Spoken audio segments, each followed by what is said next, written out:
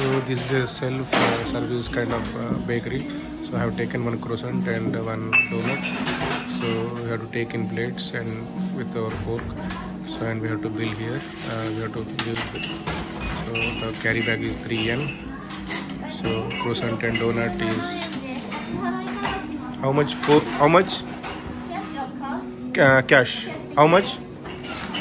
467. 467. Okay. So the bill is 467 Japanese yen. I have put 1000 note from this bill, this lot.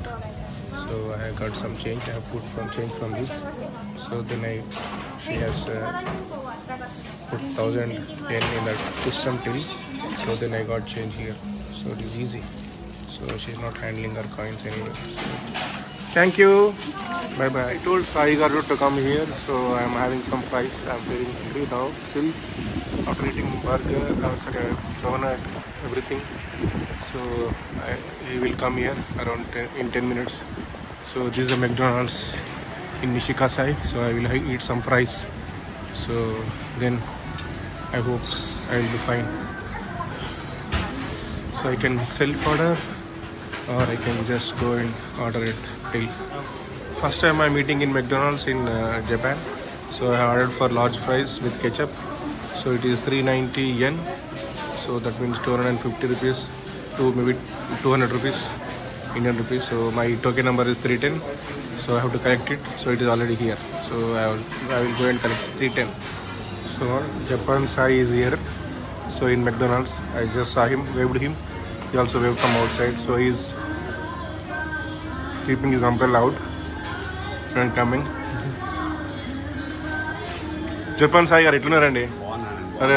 Very nice meeting. Hi Siddhu and Srihitha Deepa గారు బాగున్నారా? మీరు నా address ఇచ్చారంట రఘు గారికి, చాలా thank you. మీరు ఈమెయిల్ అడ్రస్ ఇవ్వటం వలన ఇవాళ కలవగలిగాను. ఆయన నాకు మెసేజ్ చేశారు, నేను వెంటనే కాంటాక్ట్ అయ్యాను. వెరీ హ్యాపీ అండి.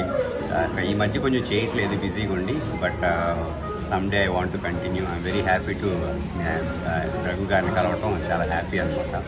సో అదే చెప్తున్నా, మా పిల్లలు నవ్వుతారు జపాన్ సై అని చెప్పి, but it is just name, YouTube name. ఎందుకంటే అది ఫేవర్ ఈజీగా ఉంటుంది అందరికీ అని చెప్పి ఆయన జపాన్ సై అని పెట్టిండు. So I'm happy that I have watch several videos of you Sai గారు. So it was very informative. And ఆ ఫ్లాట్ ఇల్లు ఉంది చూడండి, ఇల్లు ఎంటైర్ టూర్ పెట్టింది. అది విత్ ఇన్ 1 minute కూడా డిస్టర్బ్, నేను గ్యాప్ లేకుండా చూసిన. తర్వాత ఒక అమ్మాయితో, చిన్న అమ్మాయితో ఒకసారి నువ్వు సెరమనీకి వెళ్తే వాళ్ళ అమ్మాయి ఇట్లా, అది చాలా వీడియోస్ చూసిన నేను. Okay okay, thank you. Okay, నేను ఎప్పుడు ఎక్స్పెక్ట్ చేయలేదు చాలా మంది ఇలా చూసి వస్తారని. నేనేవి అంటే ఫస్ట్ టైం అండి ఇట్లా రావడం, యూట్యూబర్. సో నేను వీలున్నంత వరకు ఎవరినైనా వచ్చినా కలుస్తాను. Okay okay, very good very good. So బాగా చదవండి మీరంతా. జపాన్ రావాలి, జపాన్ రండి, టోక్యో చూడండి, టోక్యో రావాలి. మన దేశం కూడా జపాన్ ఎలా అభివృద్ధి అయిందో అలా అభివృద్ధి కావడానికి మీరు కూడా దోహదం కావాలి. అది ముఖ్యం అనమాట. చూడటం అనేది ఎక్కడైనా ఏ దేశంలో చూడొచ్చు, కానీ ఏంటంటే మన దేశాన్ని మనం ఎలా పైకి తీసుకురావాలనేది గురించి ఆలోచించాలి. దానికి మీరే మూల స్తంభాలు అనమాట. సో మీ డాడీ కూడా బాగా కష్టపడుతున్నారు అని చూస్తున్నారు. సో ఆయన కూడా ఆయన వీడియో ఛానల్ కూడా బాగా పైకి రావాలని నేను కోరుకుంటున్నాను. బాయ్. సాయి గారు అండి, బాగున్నారా? అంతా బాగున్నారా అనుకుంటున్నాను. ఇవాళ నేను రఘు గారిని కలిశాను అనమాట. ఆయన పాపం వెతుక్కుని నా కోసం మెసేజ్ పెట్టారు. మెసేజ్ పెట్టగానే నేను వెంటనే రెస్పాండ్ అయ్యి ఇవాళ శివ్యా నుంచి ఆయన నన్ను కలవటానికి వచ్చారు. ఐఎమ్ వెరీ హ్యాపీ అనమాట రఘు గారిని కలవటం. సో ఆయనకి ఏంటంటే చాలా ట్రావెల్ ఎక్స్పీరియన్స్ ఉంది. కథ అందరికీ తెలియదు దీని గురించి. యూరోప్లో చాలా కంట్రీస్ అన్నీ చూశారు, చాలా చేశారు. లేదండి, మీకన్నా తక్కువనే. సో సాయి గారు ఈజ్ ఏ యూట్యూబర్, తెలుగులో యూట్యూబ్ వీడియోస్ చేస్తారు. సో ఆయన జపాన్ యూట్యూబ్ వీడియోస్ నేను చాలా చూసిన. సో చాలా ఇంప్రెస్ అయినా యాక్చువల్గా, ఎందుకంటే నాకు జపాన్ గురించి తెలుసుకోవాలని చాలా ఉండే. సో లక్కీలీ సాయి గారి వీడియోస్, సో ఆయన ఛానల్ పేరు జపాన్ సాయి. సో మా పిల్లలు అంటుంటారు, నవ్వుతుంటారు జపాన్ సాయి అని. సో మా వైఫ్ పెట్టింది మెసేజ్, పెట్టి ఇట్లా జపాన్ సాయి మెయిల్ ఐడి ఇచ్చింది. సో ఆయనకి మెయిల్ కొడితే ఆయన ఇమీడియట్గా రెస్పాన్స్ ఇచ్చారు. సో ఆయన అడ్రస్ చెప్పిండ్రు. అడ్రస్ చెప్తే ఇక్కడ కలుద్దామంటే ఇక్కడికి వచ్చిన నిషికాసాయికి. So it is easy. So I was నేను కష్టం అనుకున్నాను కానీ రావడం టోక్యో మెట్రోలో చాలా ఇవాళ లక్కీగా నేను వర్క్ ఫ్రమ్ హోమ్ ఉంది కాబట్టి కలవగలిగాను. కాకపోతే చాలా బిజీగా ఉంటాను అనమాట లైఫ్ ఇక్కడ జపాన్లో.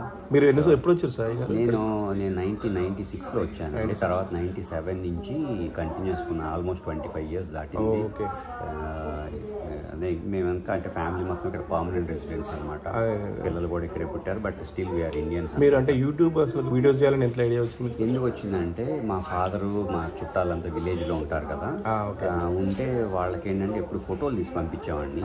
కొన్నాళ్ళ తర్వాత ఫొటోస్ అర్థం కాదు, ఎక్కడ స్టోర్ చేయడానికి కూడా వాళ్ళకి తెలియదు.